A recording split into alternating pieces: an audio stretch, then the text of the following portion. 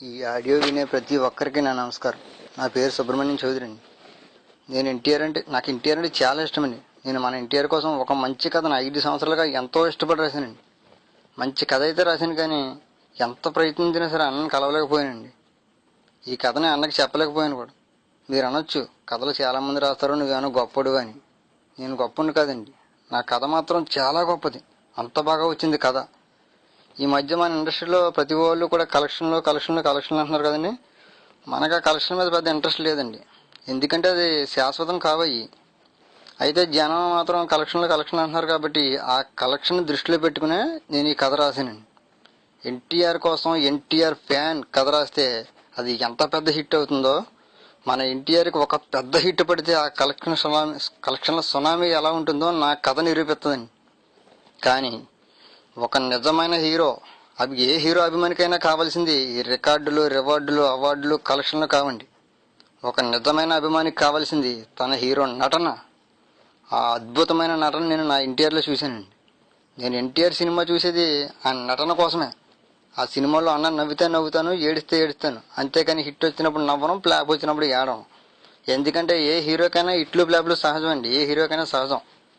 అలాగని హీరోకి ఫ్లాప్ వచ్చినప్పుడు ఏడ్చి వదిలేసి పక్క హీరోకి హిట్ వస్తే తనే నా హీరో అని చెప్పేసుకుని మళ్ళీ మన హీరోకి హిట్ వచ్చాక మళ్ళీ తినే నా ఫ్యాన్ అని చెప్పుకుని అలా అనుకునే వాళ్ళది నా దృష్టిలో అభిమానులు కాదండి, అవకాశవాదులు అంటారు వాళ్ళని.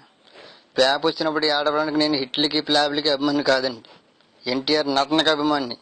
అది నేను ఉన్నంత వరకు నా దృష్టిలో అది ఆ నటనే శాశ్వతం. నేను ఒక్క సినిమా హిట్ అయినా ఎన్టీఆర్ ఫ్యాన్నే, 100 సినిమాలు పోయినా సరే ఎన్టీఆర్ ఫ్యాన్నే. ఈ జన్మకింత ఇది ఫిక్స్ అండి. మన ఎన్టీఆర్ ఫ్యాన్స్ అందరికి 2 విషయాలు చెప్పాలనుకుంటున్నానండి. తప్పుగా మాట్లాడనిపిస్తే క్షమించండి అండి, నేను చెప్పాలనుకుని చెప్తున్నాను అంతేనండి. మొదటిది, మీలో ఎవరైనా ఎన్టీఆర్ అని వచ్చే హిట్లతో, ఫ్లాపులతో, రికార్డులతో, రివార్డులతో, అవార్డులతో, కలెక్షన్లతో, ఇలా వీటితో సంబంధం లేకుండా మేము ఎన్టీఆర్ సినిమాకి వెళ్ళేది ఆయన నటన కోసమే. ఆ నటనకు మేము అభిమానులం కానీ అశాశ్వతమైన కలెక్షన్లు గట్రా మేము అభిమానులం కాదు అని ఎలాగా మీలో ఎవరైనా ఫీల్ అయ్యే వారు ఉంటేనే మేము నిజమైన ఎన్టీఆర్ ఫ్యాన్స్ అని గుండె మీద చేసుకుని చెప్పుకోండి ఎవరైనా సరే, అలా ఫీల్ అయ్యే వాళ్ళు ఉంటే. అలా కాకుండా కలెక్షన్లని హిట్లని ప్రేమించే వాళ్ళు ఎవరైనా ఉంటే దయచేసి ఎన్టీఆర్ ఫ్యాన్స్ అని మాత్రం చెప్పుకోకండి ప్లీజ్.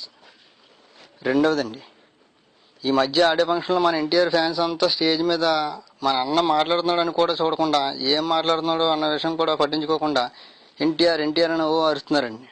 వద్దండి, దయచేసి అలా చేయొద్దు ఫ్యాన్స్.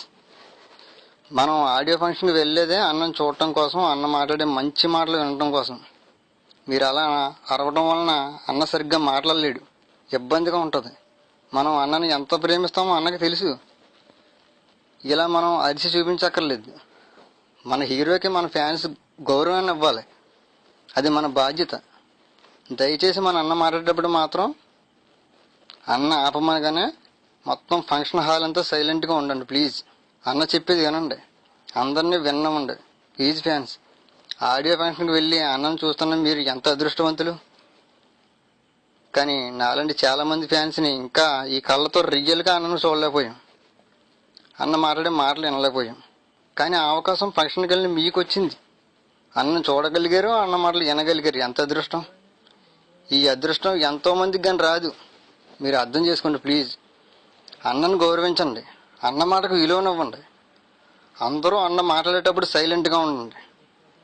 ఇది ఎన్టీఆర్ ఫ్యాన్స్ మాత్రమే చేయగలరు. అన్న మాట్లాడుతుంటే ఇంత సైలెంట్గా ఉంటారా? ఒక హీరో, పెద్ద హీరో మాట్లాడుతుంటే అన్న, ఇది మనకు తెలియాలి, ఎన్టీఆర్ ఫ్యాన్స్ ఇంత మంచి అని అందరికీ అనిపించాలి. ఈసారి ఫంక్షన్లో అందరూ అన్న గౌరవాన్ని కాపాడతారని, నేను ఏదో మాట్లాడాను, ఈ మాట నా మాట నిలబెడతారని కోరుకుంటున్నాను ఫ్యాన్స్. తప్పుగా మాట్లాడితే నన్ను